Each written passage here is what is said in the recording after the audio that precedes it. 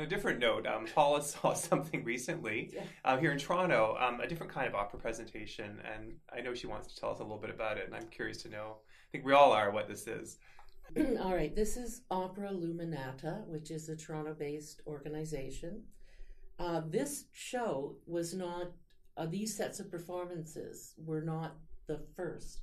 They've done it, they sold out in the Living Arts Centre in Mississauga, Brampton, Markham, like if you went the swing of the 905s, they've done quite a lot of these performances, and there's many to follow.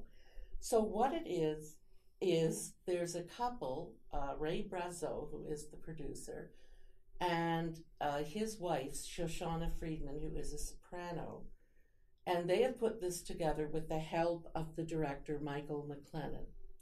And what it does is turn each of these arias and or chorus numbers into a little mini production. And so you get this sweep of not just singing, but singing with a purpose within each of these little arias. But the big deal is where it is the most effective, there are pyrotechnics.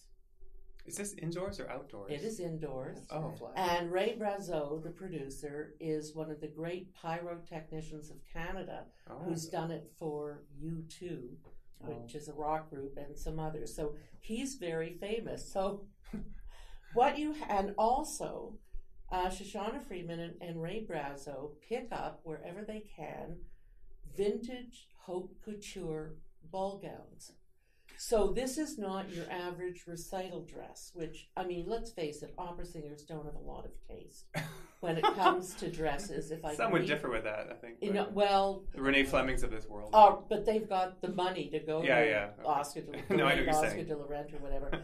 But the first thing I noticed was just how glamorous these people look.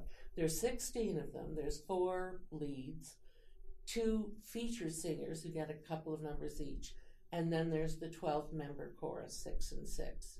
And when you read through their credentials, a lot of them, the chorus members, are very recent graduates of opera schools or still in opera schools. And there was some really decent singing going on. I'll get to the leads in a minute.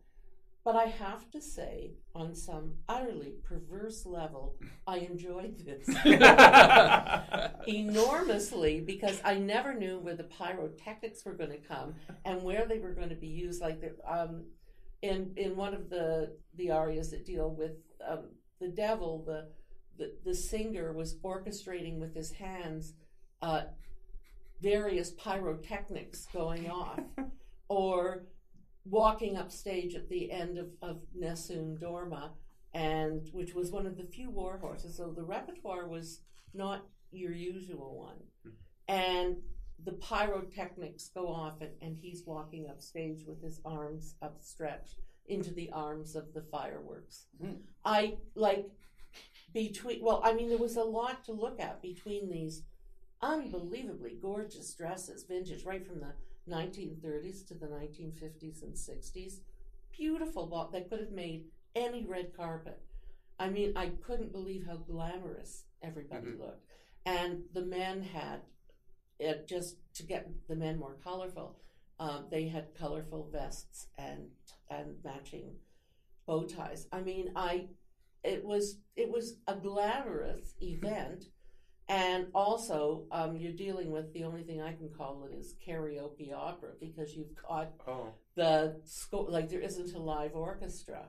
So you've got the music coming through the sound system, and everybody was radio mic'd. And it's to make opera fun and attract a wide audience. Now, the night I attended, which was the Tuesday night, the day after it opened, the audience was not particularly large, and they were hoping it was going to build, but they felt to give themselves credibility, they had to have a Toronto show. So they were at the Fleck Dance Theatre for almost a week, and this is a prestige venue. And I was surprised. So there's obviously fairly big bucks going on here, but it's designed for everybody to have a good time. And I'm sitting there and I'm saying, I'm having a good time. Because McLennan, the director, really did attempt to make every aria into a ensemble number. Like, for example, for the Toreador song, the women and the men of the chorus come out, but the women are sort of oohing and awing over the Toreador, and their bows are trying to keep them away. And on the other hand, in the second act, when you get Carmen, it's the men that are drooling and they're women that are trying to keep them apart. So they ignored the context that are in like the actual opera for the most part. And you had this, I don't know, Cirque du Soleil of opera, but it's been wildly popular in the burbs. And who knows, it might even catch on in Toronto. I mean, it's got a long history. It's not like a fly-by-night. And it was extremely slick. So, I mean, just to talk about the singing, Shoshana Friedman, Jennifer Elisabetta Centrone, Pablo Benitez, and Marco Petracchi. And Petracchi was the only one I knew, mostly from opera and concerts. He's the baritone. And I found him quite breathy and on the lighter side. Shoshana Friedman, who was also the music director, she can certainly sing. I mean, has anyone ever heard of her or known of her? But she really, and I'll tell you, every single one of these people, where necessary, went for the high note and the money note and made it. So they all had upper registers of some sort. The best singing for me was Pablo Benitez, a tenor born in Colombia, I guess. And I just don't. Reading on high note, doesn't it? Yeah, no. But he had beautiful legato phrasing and almost too much of an Italian sob. And I'm wondering, why doesn't this guy have a bigger career? Like, why have I never heard of him before? Because he could sing and do a very good job, and he was also a good actor.